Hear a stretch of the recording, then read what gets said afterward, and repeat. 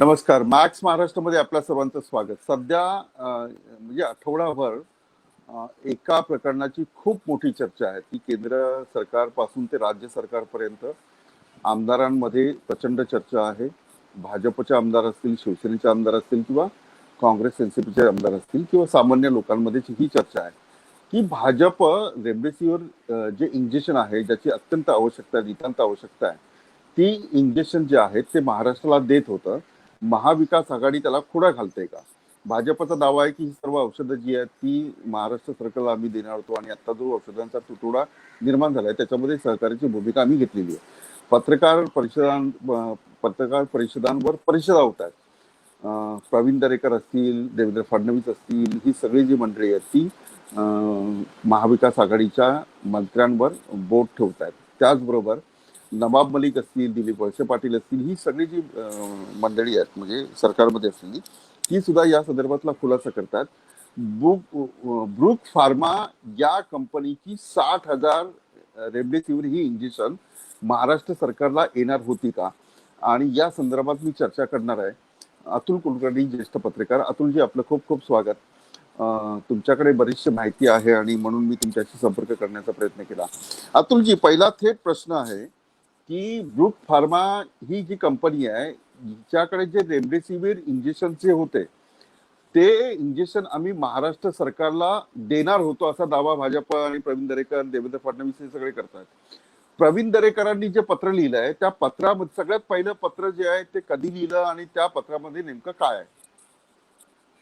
नमस्कार विलासजी. प्रवीण दरेकर यांनी ते दमणला गेले होते, त्यांच्यासोबत आमदार प्रसाद लाड होते. दमणला जाऊन त्यांनी तिथून आपल्या FDA मिनिस्टर राजेंद्र शिंगणे यांच्याशी संपर्क साधला. ती कंपनी ब्रूक फार्मा जी आहे ती 50,000 रेमडेसिवीर द्यायला तयार आहे असं त्यांनी बोलणं करून दिलं. आणि त्यानंतर मंत्र्यांनी देखील पुढाकार घेतला की चांगली गोष्ट आहे, ते देत असतील तर आपण प्रयत्न करू. हे सगळं झालं. त्याच्यानंतर ते महाराष्ट्रात परत आले. आल्यानंतर 15 एप्रिलला प्रवीण दरेकर यांनी एक पत्र FDA कमिशनरला दिलं. ते हे पत्र आहे. 15 एप्रिलला. 15 एप्रिलला. त्या पत्रात त्यांनी असं लिहिलं होतं की राज्यात म्हणजे हे सगळ्यात पहिलं अतुलजी, हे सगळ्यात पहिलं FDA कमिशनरला दिलेलं हे पहिलं पत्र. राजेंद्र शिंगणे यांना दिलं होतं ते त्याच्या आधी दिलं होतं आणि त्यांना सांगितलं होतं की तुम्ही प्रक्रिया तातडीने पूर्ण करा. आणि त्याच्यानंतर FDA कमिशनरना दिलेलं हे पहिलं पत्र आहे जे 15 तारखेला दिलं त्यांनी, 15 एप्रिलला. त्या पत्रात त्यांनी असं म्हणलं होतं की राज्यात सतत कोरोना रुग्णांची संख्या आहे, वाढतीये. रेमडेसिवीर इंजेक्शनचा निर्माण झालेला प्रचंड तुटवडा, रुग्णांची मागणी, या सर्व गोष्टींचा विचार करून ज्या निर्यातदार कंपन्या महाराष्ट्राला रेमडेसिवीर इंजेक्शन पुरवठा करण्यास तयार आहेत, बारकाईने हे वाक्य बघा, की महाराष्ट्राला ज्या निर्यातदार कंपन्या रेमडेसिवीर इंजेक्शनचा पुरवठा करण्याला तयार आहेत व ज्यांनी महाराष्ट्र शासनाकडे परवानगी मागितली आहे, अशा कंपन्यांना पुरवठा करण्यास तातडीने परवानगी द्यावी, असं हे 15 तारखेचं पत्र आहे. आता मग मुद्दा येतो की 15 तारखेपर्यंत FDA कडे काही ना काहीतरी कंपन्यांनी परवानगी मागितली असली पाहिजे असा या पत्राचा अर्थ निघतो. पण 15 तारखेपर्यंत देशातल्या एकाही कंपनीने महाराष्ट्राला आम्ही रेमडेसिवीरचा पुरवठा करू असं कुठलंही पत्र दिलेलं नाही. म्हणजे या पत्रात जी मागणी केलेली आहे त्यांनी की तातडीने तुम्ही मंजुरी द्या, पत्र आलं तर मंजुरी दिली जाईल ना, कोणी मागणी केली तर मंजुरी दिली जाईल. म्हणजे प्रवीण दरेकर हे सांगतात की ज्या कंपन्या महाराष्ट्राला पुरवठा करू इच्छितात त्यांना तुम्ही परवानगी द्या. बरोबर. त्याच्या आधी एकाही कंपनीने महाराष्ट्राला आम्हाला पुरवठा करायचा आहे, आम्हाला परवानगी हवी आहे असं काही पत्र दिलेलं ना, असं मागणी केलेली नाही. FDA कडे 15 तारखेपर्यंत कोणी मागणी केली नाही. आता मी पुढे जेव्हा तारीखवार तपशील सांगेन, 15 ते 18 3-4 दिवसात काय घडलं ह्याचा जर तपशीलवार आपण बघितलं सगळं तर मग लक्षात येईल. हे झालं पहिलं पत्र. त्याच्यानंतर 16 तारखेला FDAने BDR नावाची कंपनी आहे, त्या BDR कंपनीला पत्र दिलं आणि त्यांना लिहिलं, हे ते पत्र आहे. त्या पत्रात त्यांनी लिहिलं की आम्ही तुम्हाला परवानगी देत आहोत. आणि ही परवानगी कशासाठी देतोय तर तुम्ही रेमडेसिवीरचा पुरवठा महाराष्ट्राला करा असं दिलं. ही कंपनी BDR कंपनीचं रजिस्टर्ड ऑफिस हे मुंबईमध्ये आहे, आपल्या महाराष्ट्रात आहे. आणि त्यामुळे ऑपेरा हाऊसच्या तिथे ही कंपनी आहे त्यांचं ऑफिस. तेव्हा त्या कंपनीला FDAने पत्र दिलं की आम्ही तुम्हाला परवानगी देतोय, तुम्ही ताबडतोब आम्हाला पुरवठा करा. हम्म. आता परत 16 तारखेला अजून एक पत्र त्याच कंपनीला एफडीएने दिलं. म्हणजे सकाळी एक पत्र दिलं, दुपारी परत त्याच कंपनीला पत्र दिलं. हा. बीडीआर कंपनीने एफडीए कडे तोंडी चौकशी केली होती. हे मी नाही म्हणत आहे, सगळं या पत्रात लिहिलेलं आहे. मी पत्र दाखवतो स्क्रीनवर. बीडीआर कंपनीला त्यांचे जे कोणी प्रमुख असतील त्यांनी एफडीए कडे चौकशी केली होती की आम्हाला तुम्ही परवानगी द्याल का. परवानगी द्याल का विचारणा केल्यानंतर तोंडी विचारणेवर महाराष्ट्राच्या फूड अँड ड्रग डिपार्टमेंटनी लेखी परवानगी देऊन टाकली. म्हणजे कुठल्याही कागदपत्राची वाट न पाहता त्यांनी हे जे पत्र लिहिलेलं आहे त्या पत्रात असं लिहिलेलं आहे की आम्ही तुम्हाला परवानगी देत आहोत, आणि ही परवानगी देत असताना तुम्ही तातडीने कागदपत्रांची पूर्तता करा, पण आम्ही तुम्हाला ही परवानगी दिलेली आहे आणि त्याच्यामुळे तुम्ही ताबडतोब आता पुरवठा सुरू करा. हे सगळं झाल्यानंतर 16 तारखेला म्हणजे त्याच दिवशी एफडीएनी आणखी पत्र एक लिहिलं. ते कोणाकोणाला लिहिलं? एकूण 7 कंपन्या आहेत. त्या 7 कंपन्यांना हे पत्र लिहिलं. त्या 7 कंपन्यांची नावं सुद्धा तुम्हाला इथे दिसतील. त्या 7 कंपन्यांमध्ये एक गुजरातची आहे, त्यानंतर दमणची आहे, 4 कंपन्या गुजरातच्या आहेत, एक दमणची, एक नगर हवेली आणि एक पंजाब. अशा 7 कंपन्यांना त्यांनी पत्र दिलं. स्वतःहून पत्र पाठवलेलं आहे एफडीएनी. आणि या पत्रात एफडीएने असं लिहिलेलं आहे की तुम्ही जरी आम्हाला परवानगी मागितलेली नसली तरी देखील आम्ही तुम्हाला परवानगी देत आहोत. तुम्ही रेमडेसिवीरचा पुरवठा आमच्याकडे तुम्हाला करायचा असेल तर आम्ही तुम्हाला तातडीने परवानगी देतो. आता ही परवानगी का घ्यावी लागते हा प्रश्न येईल. तर परवानगी याच्यासाठी घ्यावी लागते की सरकारने रेमडेसिवीरला निर्यात करायला बंदी आणली. का? मागणी वाढली, त्याच्यामुळे त्यांनी निर्यात करू नका, तुम्ही जे काही प्रोडक्शन करताय ते तुम्ही भारतातच द्या असं त्यांनी सांगून निर्यातीवर बंदी आणली. ज्यावेळी एखाद्या उत्पादनाच्या औषधाच्या निर्यातीवर बंदी आणली जाते त्यावेळी त्याच्यासोबत आणखी 2-3 गोष्टी येतात. त्या काय येतात? तर निर्यात बंदी केल्यानंतर निर्यातीसाठी जो कच्चा माल बाहेरच्या देशातून आणला जातो, म्हणजे केमिकल असतील, काही औषधं असतील, काही पूरक ते एक औषध बनवायसाठीच काही बाकीच्या गोष्टी असतील, हा कच्चा माल बाहेरच्या देशातून आलेला असतो आणि त्याचा वापर भारतात जेव्हा केला जातो तेव्हा कस्टम ड्युटी भरावी लागते. दुसरा मुद्दा आहे तो फॉर्म 10चा. फॉर्म 10 अंतर्गत केंद्र सरकारने अशा कंपन्यांना निर्यातीसाठी बनवलेला माल देशात विकायला परवानगी द्यावी लागते. आणि रेमडेसिवीर हे नवीन ड्रग आहे, हे कोरोनावरचं औषध नाही, हे क्लिनिकल ट्रायल याची चालू आहे. अशा वेळी त्याला परवानगी देणं आणि त्याच वेळी निर्यात करण्यासाठीचा जो माल असतो त्या मालावर लेबल लावलेलं नसतं किमतीचं. तर ते किमतीचं लेबल जो एफडीएचा कायदा आहे त्याच्या रूल 104 प्रमाणे ते लेबल लावण्यासाठी देखील केंद्र सरकारने परवानगी द्यावी लागते. हा सगळा तांत्रिक भाग झाला. केंद्र सरकारने अशी परवानगी दिल्यानंतर त्या राज्यांमध्ये, म्हणजे गुजरातमध्ये समजा एखादं औषध बनत असेल, ते औषध महाराष्ट्रात विकायचं असेल तर महाराष्ट्राच्या एफडीएची परवानगी घ्यावी लागते. महाराष्ट्राच्या एफडीएच्या परवानगी सोबत गुजरातची देखील परवानगी घ्यावी लागते की मी इथं बनवलेलं औषध बाकीच्या राज्यांमध्ये मला तुम्हाला विकायला परवानगी आहे. महाराष्ट्र शासनाने तर लेखी परवानगी देऊन टाकली. हे 7 कंपन्यांना दिलं. आता ज्या ब्रुक कंपनीचा उल्लेख होतो, ज्या ब्रुक कंपनीला प्रवीण दरेकर भेटले होते आणि ज्या ब्रुक कंपनीला एफडीएने देखील एक पत्र दिलं होतं, त्या कंपनीला म्हणजे 15 तारखेला दरेकर भेटले, 16 तारखेला ब्रुक कंपनीला 2 पत्र एफडीएने दिली, परत 17 तारखेला एक पत्र एफडीएने दिलं. ते पत्र हे आहे. त्याच कंपनीला ब्रुक कंपनीला हे पत्र दिलं.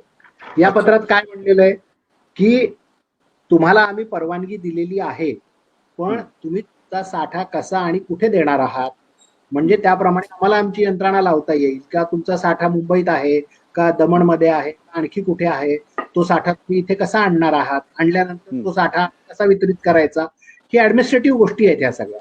त्याच्यासाठी मी परत एक पत्र ब्रुक कंपनीला हे दिलं. आता हे 17 तारखेला ब्रुक कंपनीला ज्यावेळी हे पत्र दिलं त्यावेळी ब्रुक कंपनीने एक पत्र नाही हा मी तोच प्रश्न मी घेऊन येणार आहे की पहिलं पत्र जेव्हा एफडीएने दिलं त्यावर ब्रुक कंपनीने काय रिएक्शन दिली किंवा काय चर्चा केली? पहिलं पत्र जेव्हा ब्रुक कंपनीला दिलं त्यावेळी ब्रुक कंपनीने कुठलंही उत्तर दिलं नाही. दुसरं पत्र दिलं त्याचंही ब्रुक कंपनीने कोणतं उत्तर दिलं नाही. ब्रुक कंपनीने एक मेल पाठवला आणि त्या मेलमध्ये त्यांनी एक पत्र दिलं. ते पत्रही माझ्याजवळ आहे, तेही दाखवतो मी आपल्याला. ते पत्र बघितल्यानंतर तुम्हाला वस्तुस्थिती लक्षात येईल काय आहे ते. आणखी हे ब्रुक कंपनीचं हे पत्र आहे. हे त्यांनी त्या ईमेलवर जोडून पाठवलं. त्याच्या खाली कोणाची सही नाहीये. त्यामुळे एफडीएच्या लोकांनी त्यांना असं सांगितलं की तुम्ही म्हणजे ईमेलवर सही नसते, फक्त मेल असतो. आणि ते नाही, बरोबर आहे. पण ईमेलवर जर तुम्ही ऑफिशियल मेलवरून जर तुम्ही कमिशनरच्या ऑफिशियल मेलवर मेल टाईप करून पाठवला तर त्याला सहीची गरज नसते. पण तुम्ही एखादी अटॅचमेंट पाठवली, लेटर हेड असेल तर त्याच्यावर सही लागते. या अटॅचमेंटवर कुठलीही सही नव्हती आणि असे व्यवहार बिना सहीचे होत नसतात. त्याच्यामुळे त्यांनी सांगितलं की तुम्ही आम्हाला सही केलेलं पाठवा. त्यानंतर ब्रुक कंपनीने त्याच दिवशी 17 तारखेला हे सही केलेलं पत्र पाठवलं. हे देखील पत्र म्हणजे एफडीएने रिप्लाय केला की तुमचं सही केलेलं पत्र पाठवा आणि मग ब्रुक कंपनीकडून ऑफिशियली आलेलं हे पहिलं पत्र. या पत्रात ब्रुक कंपनी काय म्हणते? Bruck pharma, we have ready stock of remdesivir injection approximately 8,000 vial which can be delivered shortly. Pravin Darekar म्हणत होते की आम्ही 50,000 रेमडेसिवीरचं बोलणं करून आलोय. ब्रुक फार्मा म्हणते की आमच्याजवळ 8,000 वायर इंजेक्शन शॉर्टली म्हणजे येत्या काही काळात उपलब्ध होतील. म्हणजे आमच्याकडे तयार आहेत 8,000 इंजेक्शन, ते आम्ही तुम्हाला देऊ. त्याच्या पुढे कंपनी त्या पत्रात काय म्हणते? We will be grateful to get the chance to supply the product of remdesivir injection to the government of Maharashtra as well as to the local market of Maharashtra. म्हणजे आम्ही महाराष्ट्र शासनाला आणि स्थानिक बाजारात हे रेमडेसिवीर द्यायला तयार आहोत. आम्हाला त्याच्यात आनंद आहे, द्यायला चांगली गोष्ट आहे. पुढे काय लिहिलं त्यांनी? Subject to approval from food and drug administration Daman. 17 तारखेला हे दिलंय. याच्यात वाक्य काय आहे? Subject to approval from food and drug administration Daman. जे मी सुरुवातीला सांगितलं की एका राज्यातून दुसऱ्या राज्यात तुम्हाला माल पाठवायचा असेल औषधांचा, तर तुम्हाला त्या राज्याच्या फूड अँड ड्रग डिपार्टमेंटची परवानगी घ्यावी लागते. या पत्रात ब्रुक फार्मानी हेच लिहिलं की जर तुम्ही आम्हाला परवानगी दिली, आमच्या दमन ऍडमिनिस्ट्रेशननी आम्हाला परवानगी दिली, तर आम्ही तुम्हाला ते द्यायला तयार आहोत. याचा अर्थ असा होतो की 17 तारखेला जो काही गोंधळ चालला होता, 17 तारखेला रात्री देखील पोलीस स्टेशनला जे काही घडलं, तोपर्यंत दमन प्रशासनाची ब्रुक कंपनीला महाराष्ट्राला रेमडेसिवीर देण्याविषयी परवानगी मिळालेली नव्हती. हे त्या पत्राचा असा अर्थ आहे. मग मला एक प्रश्न पडतो. बोला. मी नंतर प्रश्न घेऊन येतो. बोला. ओके. त्यानंतर 18 तारखेला पुन्हा एकदा एफडीएने हे पत्र पाठवले. या पत्रात एफडीएने काय लिहिलेलं आहे? ब्रुक कंपनीलाच पाठवलं आणि त्या पत्रात लिहिलं की तुमचा जिथे कुठे साठा आहे त्याचा पत्ता कळवा, किती साठा आहे ते आम्हाला कळवा, म्हणजे तिथून वितरण कसं करता येईल ते आम्हाला ठरवता येईल. तुम्ही तुमच्याकडे 8,000 इंजेक्शन आहेत असं आम्हाला 17 तारखेला कळवलेलं आहे. म्हणजे दुसऱ्या दिवशी म्हणजे लगेच शनिवारी त्यांनी, 17 तारीख शनिवारी होती, शनिवारी त्यांनी कळवलं की आमच्याजवळ 18,000 इंजेक्शन आहेत.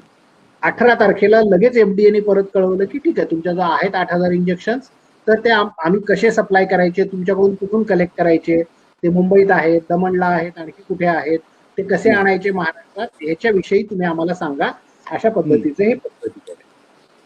आता हे सगळं पत्र असताना मग विषय असा येतो की ज्या कंपनीला जिथं प्रोडक्शन झालेलं आहे त्या दमण गव्हर्नमेंटचीच जर परवानगी नसेल तर त्यांनी ते औषध महाराष्ट्राला कसं द्यायचं, या प्रश्नाचं उत्तर ना प्रवीण दरेकरांनी दिलंय, ना बीजेपीच्या कोणत्या नेत्यांनी दिलंय, ना दमणच्या प्रशासनाने दिलंय. त्यामुळे ही 8,000 इंजेक्शन सुद्धा कशी येणार हे अद्याप स्पष्ट नाही. प्रवीण दरेकरांनी दमणमध्ये जर भाजपचं प्रशासन आहे तर तिथल्या लोकांना बोलून, तिथल्या एफडीएच्या अधिकाऱ्यांना बोलून ते जर परवानगी तातडीने मिळवून देऊ शकले तर इथं तर परवानग्या मिळालेल्याच आहेत महाराष्ट्रात. अतुल, मग आणखी एक महत्वाचा मुद्दा येतो की पोलिसांना जी टीप मिळाली होती किंवा माहिती मिळाली होती की काही साठा त्या मालकाकडे आहे, तर त्यावेळेला रात्री 11:30 वाजता देवेंद्र फडणवीस, प्रवीण दरेकर, प्रसाद लाड, पराग अळवणी ही सगळी मंडळी का गेली? म्हणजे पोलिसांची कारवाई योग्य होती असं वाटतं तुम्हाला? जर 17 तारखेला कंपनी कळवते की माझ्याजवळ 8,000 इंजेक्शन्स तयार आहेत आणि दमनने परवानगी दिली तर मी तुम्हाला द्यायला तयार आहे. त्याच्यानंतर 17 तारखेला परत 18 तारखेला परत एफडीए पत्र पाठवतं की तुम्ही कुठं माल आहे आम्हाला सांगा, आम्ही देतो. कंपनी काही रिप्लाय देत नाही. अशा परिस्थितीमध्ये जर पोलिसांना असं संशय असेल की हीच कंपनी नाही, अजून कुठल्या कंपनीकडे जर असेल आणि त्यांनी जर चौकशीला बोलवलं किंवा तुम्ही आम्हाला सांगितलंय की आमच्याजवळ 8,000 इंजेक्शन्स आहेत, तर ते कुठे आहेत ते तुम्ही आम्हाला सांगा. जर असं एखाद्याला चौकशीला बोलवणं ह्याच्यात गैर काय आहे? त्यांनी त्या पदाने चौकशीला बोलवलं. आता त्या मालकांनी काय उत्तरं दिली काय नाही ते पोलिसांनी दुसऱ्या दिवशी जी प्रेस नोट काढली ती समोर आलेली आहे. ती प्रेस नोट तुम्ही देखील पाहिली असेल. त्याच्यात काय लिहिलेलं आहे पोलिसांच्या प्रेस नोट मध्ये? त्याच्यात पुन्हा आणखी एक अतिशय ब्लंडर अशी गंभीर गोष्ट आहे, गंभीर आक्षेप आहे. त्यात त्या पत्रात असं म्हणलेलं आहे पोलिसांच्या प्रेस नोट मध्ये की एफडीएनी म्हणजे महाराष्ट्राच्या एफडीए कमिशनरनी आम्हाला ही इंजेक्शन्स डोनेट करण्याची परवानगी दिलेली आहे असं ब्रुक फार्माच्या डायरेक्टरनी पोलिसांना सांगितलं. आता मी जेवढी पत्र दाखवली या सगळ्या पत्रांमध्ये कुठेही डोनेट करायला एफडीएनी परवानगी दिली असा उल्लेख नाही. मग त्या कंपनीच्या संचालकांनी हे औषध मला डोनेट करायला एफडीएनी परवानगी दिली हे कशाच्या आधारावर सांगितलं? तुम्ही जेव्हा तुम्ही जेव्हा एफडीआयच्या अधिकाऱ्यांशी बोलला असाल तेव्हा ब्रुक फार्मा या कंपनीला जसं ते म्हणतात की डोनेट करण्याची परवानगी दिली आहे, पण हे डोनेट करण्याची परवानगी बाजारामध्ये कंपनी करणार होती की राज्य सरकार करणार होतं? म्हणजे परवानगीची प्रोसेस काय? आता असं म्हटलं जातं की औषधं ही राज्य सरकारच्या कंट्रोलमध्ये वितरित केली जातील, त्यामुळे काळा बाजार आहे तो थांबेल. पण ही कंपनी जी म्हणत होती की डोनेट करणं म्हणजे नेमकं या शब्दाचा अर्थ काय अभिप्रेत होता कंपनीला? ते आता एक्झॅक्टली तेच आता एफडीएनी पोलिसांना विचारलं पाहिजे की त्या माणसांनी डोनेट करण्याची एफडीएनी परवानगी दिली असं जर तुम्हाला पोलिसांना सांगितलं असेल तर एफडीएनी आणि पोलिसांनी देखील त्या डायरेक्टरला विचारलं पाहिजे की तुला एफडीएनी जर डोनेट करण्याची परवानगी दिली आहे तर त्याचं पत्र कुठे आहे आम्हाला दाखव. ते पत्र तो डायरेक्टर देऊ शकणार नाही कारण असं पत्रच नाहीये कुठे. आणि जर तसं असेल तर ते त्यांनी दाखवलं पाहिजे की बाबा हे माझ्याकडे पत्र आहे, मला हे 8,000 इंजेक्शन्स किंवा 50,000 जे काय असतील, 60,000 जी कोणती फिगर असेल ते इंजेक्शन्स मला डोनेट करण्याची परवानगी एफडीए कमिशनरनी दिली आहे असं जर त्याचं म्हणणं असेल तर ते पत्र त्या डायरेक्टरनी पोलिसांना दिलं पाहिजे. म्हणजे याच्यातला संभ्रम दूर होईल हा पहिला भाग. मूळ मुद्दा असा आहे की असं औषध कुठल्या कंपनीला, कुठल्या एनजीओला, कुठल्या व्यक्तीला, कुठल्या पक्षाला, कुठल्या संस्थेला असं डोनेट करता येत नाही. औषधाची प्रोसिजर आहे. आणि त्याही पेक्षा महाराष्ट्र सरकारने एक आदेश काढलेला आहे की रेमडेसिवीर कुठल्याही मेडिकल स्टोअर मध्ये मिळणार नाही, तर ते कलेक्टर ऑफिसमध्ये मिळेल. आणि ज्यांना कोणाला घ्यायचंय त्या हॉस्पिटल प्रशासनाने कलेक्टरला पत्र पाठवायचं आणि त्यांच्याकडनं मागून घ्यायचं. जसा स्टॉक एफडीए कडे येईल तसा स्टॉक तो सगळ्या कलेक्टर ऑफिसला पाठवला जाईल आणि तिथून तो डिस्ट्रीब्यूट केला जाईल. मग मुद्दा असा आहे की असा जर सरकारने आदेश काढलेला असेल तर तो डोनेट करण्यासाठी म्हणून तो जो म्हणतोय तर तो कोणाला डोनेट करणार होता? आता मला आणखी एक प्रश्न पडतो की उत्तरं त्या डायरेक्टरला द्यावी लागतील आणि पोलिसांनी हे प्रश्न त्या डायरेक्टरला विचारावे लागतील. बिलकुल. मग अतुल मला हे सांगा की तुम्ही एवढी कागदपत्र जी जमा केली आहे किंवा तुम्ही काल कोरोनाच्या संकटामध्ये सुद्धा बातमीदारी करण्यासाठी तुम्ही बाहेर पडला, ब्रुक फार्मा कंपनीचं स्टेटस काय आहे, काय प्रोफाईल आहे, त्याचा पाठचा इतिहास काय आहे? आणि आता या वेळेला तुम्ही तर म्हणताय की त्यांना परमिशनच नाहीये, म्हणजे महाराष्ट्रात आणण्याची परमिशन ही दमनने दिलीच नाहीये. आता त्या कंपनीविषयी अधिक माहिती तुम्हाला काय मिळाली? नाही, ब्रुक फार्मा ही दमनची कंपनी आहे, त्यांचं प्रोडक्शन आहे, त्याच्याविषयी फार डिटेल माहिती मला नाही. मुद्दा आता त्या कंपनीचं काय प्रोफाईल आहे, त्याचे डायरेक्टर कोण आहेत हा नाहीये. मुद्दा असा आहे की त्या कंपनीला महाराष्ट्राने परवानगी दिली का? दिलेली आहे. त्या कंपनीला दमननी परवानगी दिली का? दमननी परवानगी दिली नाही असं ती कंपनी स्वतः म्हणते. जी कंपनी ते लेखी कळवते एफडीए ला. आणि त्याच कंपनीचा एक डायरेक्टर पोलिसांना सांगतो की मला महाराष्ट्र एफडीएनी याच्यासाठी पत्र दिलेलं आहे, कशासाठी, तर डोनेशनसाठी म्हणून. मग ते पत्र कुठे हे त्या डायरेक्टरनी दाखवलं पाहिजे. महाराष्ट्र पोलिसांनी तसं पत्र तुझ्याकडे आहे का असं त्या डायरेक्टरला विचारलं पाहिजे. आणि याच्यामध्ये जर तो ब्रुक फार्माचा जो कोणी डायरेक्टर असेल तो जर भाजपच्या नेत्यांना देखील काहीतरी अर्धसत्य सांगत असेल आणि त्यांना अडचणीत आणू पाहत असेल तर त्याचा देखील खुलासा झाला पाहिजे आणि ती गोष्ट देखील समोर आली पाहिजे. बिलकुल. आता दुसरीकडे मला आता थोडा राजकारणाचा भाग हे करायचा आहे की 11:30 वाजता एखाद्या पोलीस स्टेशनमध्ये जाणं, विरोधी पक्षनेता जे माजी मुख्यमंत्री झाले त्यांच्यासोबत दोन विरोधी पक्षनेते, याचं नेमकं म्हणजे मोटिव्ह काय दिसतंय, म्हणजे भाजपचं आणि सत्ताधाऱ्यांचं, हे खरंच महाराष्ट्राला औषध मिळेल यासाठी हे प्रयत्न होत आहेत, हे सरकारकडून किती होत आहेत? आणि येतोय तुमच्या स्क्रीनवर आता एक मला प्रश्न दिसला संजय सरोदे म्हणून की कोणत्याही पक्षांनी पुढाऱ्यांनी कोरोना काळात जनतेचा जीव वाचवायला हवा, राजकारण करू नये. तुम्ही जो प्रश्न विचारताय त्या प्रश्नाचं उत्तर ते संजय सरोदेंनी जी कॉमेंट केलेली आहे त्यात आहे. ही वेळ राजकारण करण्याची नाही. आणि एखाद्या कंपनीसाठी चूक असेल बरोबर असेल हा नंतरचा भाग आहे. महाराष्ट्राच्या माजी मुख्यमंत्र्यांनी, विद्यमान दोन विरोधी पक्ष नेत्यांनी एखाद्याला जर पोलीस चौकशीसाठी बोलावलं असेल आणि पोलीस त्या व्यक्तीची चौकशी करत असतील तर त्या ठिकाणी जाऊन त्या चौकशीत हस्तक्षेप करणं किंवा ती चौकशी थांबवणं किंवा त्या चौकशीच्या वेळी काहीतरी वेगळी भूमिका घेणं हे किती योग्य आहे, किती अयोग्य आहे, याचं उत्तर त्या दोन्ही जबाबदार नेते त्यांनी दिलं पाहिजे. पण अतुल, एक महत्वाचं नाही, माझा थेट प्रश्न तोच आहे की एवढी सगळी माहिती गोळा करताना अनेक कंगोरे तुम्हाला कळले असतील, अनेक लोकांशी तुम्ही संपर्क केला असेल, विरोधक असतील, सत्ताधारी असतील, अधिकारी असतील, पोलीस असतील. देवेंद्र फडणवीस जे म्हणतायत की त्या मालकाला धमकावण्याचा प्रयत्न करण्यात आला, यात किती सत्यता आहे? अगदी मुद्दा बरोबर आहे. जर समजा त्या कंपनीच्या मालकाला, डायरेक्टरला एफडीए मंत्री राजेंद्र शिंगणे त्यांच्या ओएसडीने जर धमकावला असेल आणि ते बोलताना म्हणाले माझ्याजवळ तो ऑडिओ सुद्धा आहे, तर तो ऑडिओ त्यांनी रिलीज केला पाहिजे. कोणालाही पाठीशी घालण्याचा विषय नाही. यात जर कोणी राजकारण करत असेल, यात जर कोणी बदनाम करत असेल, उद्या देवेंद्र फडणवीस सुद्धा अडचणीत नाही आले पाहिजेत नाही या सगळ्या ह्याच्यात, त्यांची देखील बदनामी नाही झाली पाहिजे आणि सरकारची देखील नाही. मुळात मुद्दा असा आहे की आज लोक कोरोनासाठी झुंज देत आहेत त्या आजाराशी, रेमडेसिवीरसाठी त्यांचे नातेवाईक रुग्णांचे दारोदार भटकतायत. अशा वेळी राजकारण करणं योग्य नाही.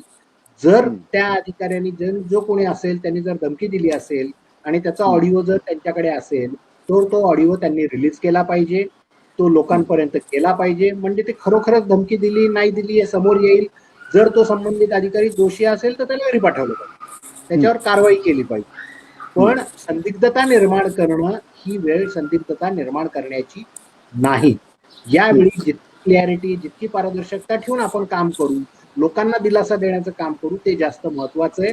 आणि त्यामुळे जर असा काही व्हिडिओ असेल, ऑडिओ असेल तर तो तातडीने देवेंद्र फडणवीस असतील किंवा प्रवीण दरेकर असतील त्यांनी तो रिलीज केला पाहिजे, म्हणजे लोकांच्या मनातला संभ्रम दूर होऊ शकतो. दुसरं एक महत्वाचं म्हणजे कारवाई होऊ शकते.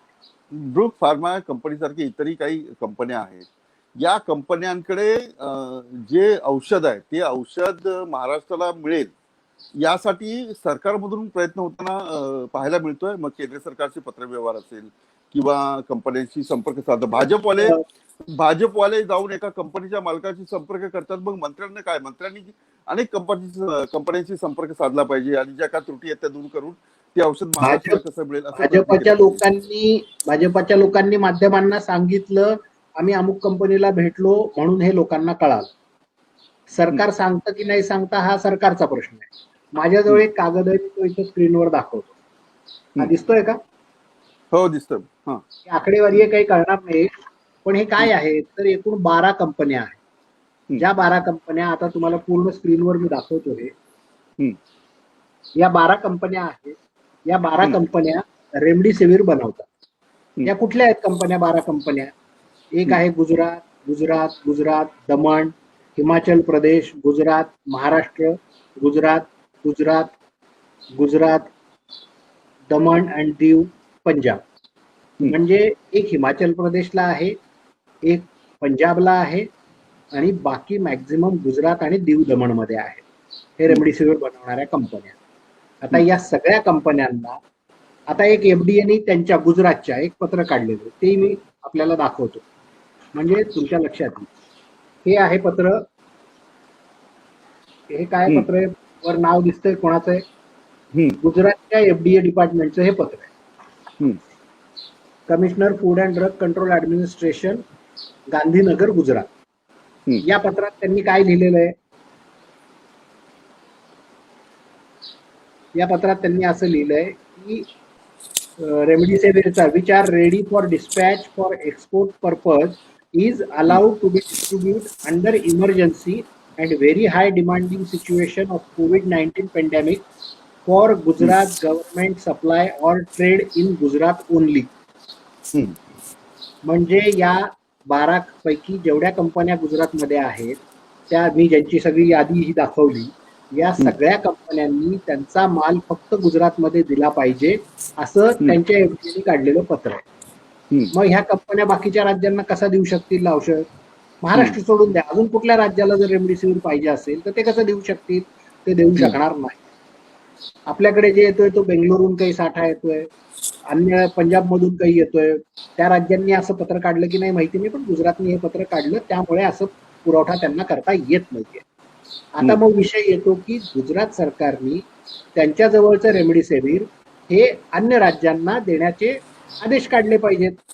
माझ्या राज्यात काय विकायचं काय नाही विकायचं हा जसा इथल्या राज्यातल्या एफडीए कमिशनरचा अधिकार आहे किंवा एफडीए मंत्र्याचा, मुख्यमंत्र्याचा अधिकार आहे, तसा तो अधिकार गुजरातचा आहे. गुजरातने निर्णय घेतला की आमच्याकडे जे तयार होणार आहे एक्सपोर्ट क्वालिटीचं रेमडेसिवीर ते तुम्हाला बाहेर देता येणार नाही.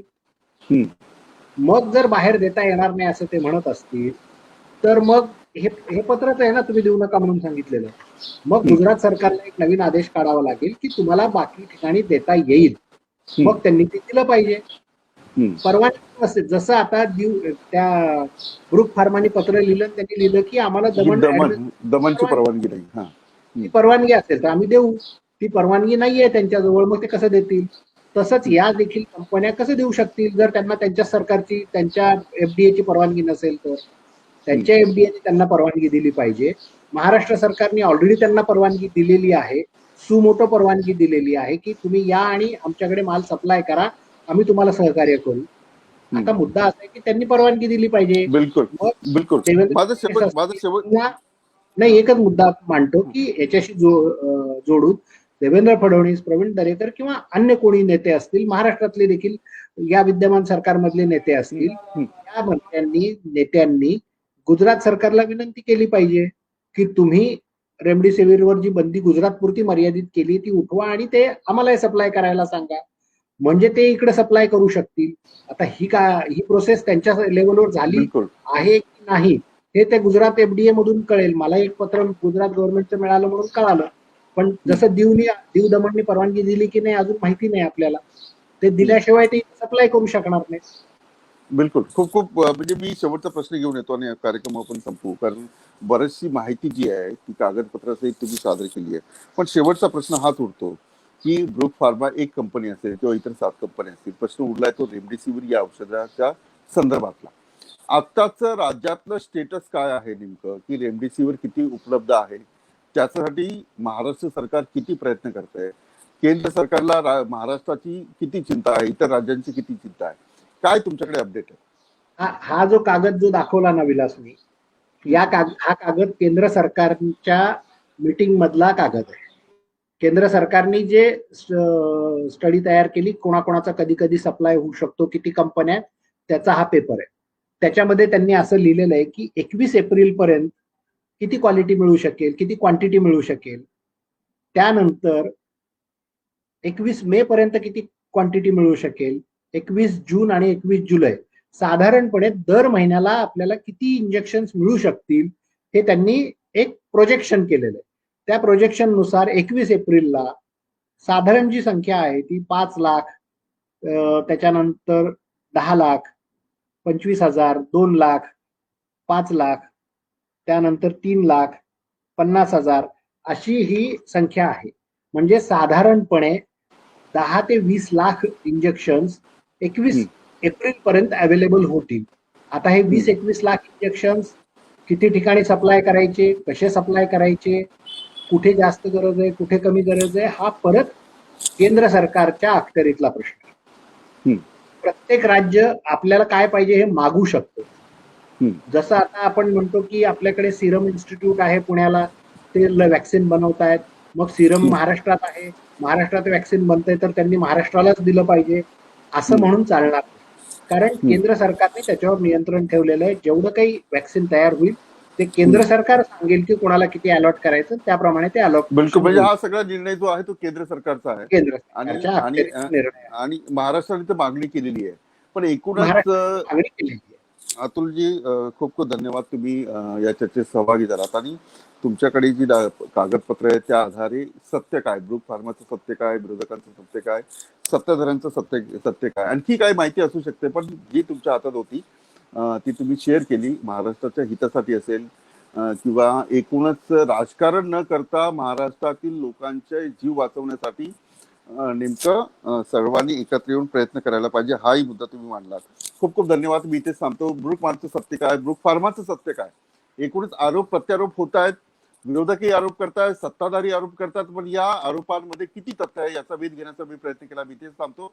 आपण पाहत राहा मॅक्स महाराष्ट्र.